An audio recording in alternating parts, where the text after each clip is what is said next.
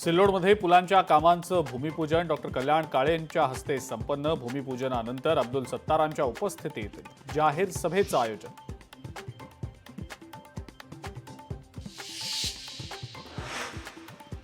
वाशिम शहरातील विठ्ठल कृषी मार्केटमध्ये 2 कर्मचाऱ्यांवर चाकू हल्ला करून 1,15,00,000 रुपये चोरट्यांनी नेले लुटून।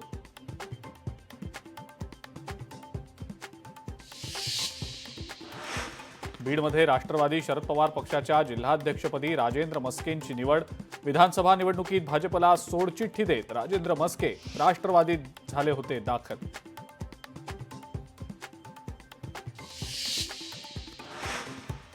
वसईमध्ये 20 फूट खोल गाडी नाल्यात पडून अपघात। गाडीवरचं चालकाचं नियंत्रण सुटल्यानं ब्रिजवरून गाडी नाल्यात पडून झाला अपघात।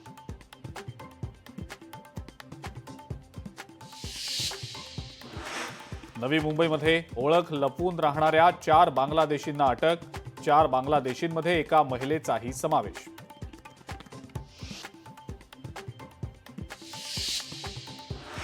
उद्धव ठाकरे उद्या पत्रकार परिषद घेणार। बाळासाहेब ठाकरे स्मारकाच्या पहिल्या टप्प्यातील कामाची माहिती देण्यासाठी पत्रकार परिषद घेणार।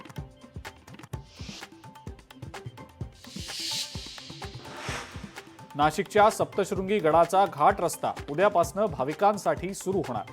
4 महिन्यांपासून प्रतिबंधक जाळी बसवण्याचं काम पूर्ण झाल्यामुळे गड भाविकांसाठी सुरू।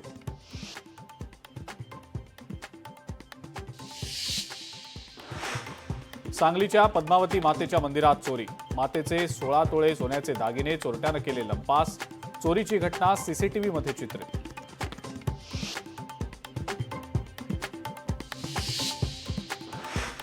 आणि सांगलीच्या कुरळपमध्ये 10 ते 15 एकर ऊस जळून खाक। काही ठिकाणी शेतकऱ्यांचं ठिबक सिंचन आणि विहिरीवरचं सोलार सेट जळून खाक। शेतकऱ्यांचं मोठं नुकसान।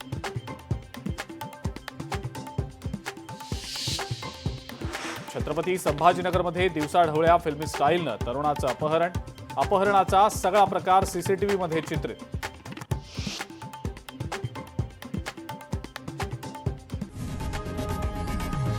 लोकशाही मराठी ऐका, पहा, जागरूक रहा।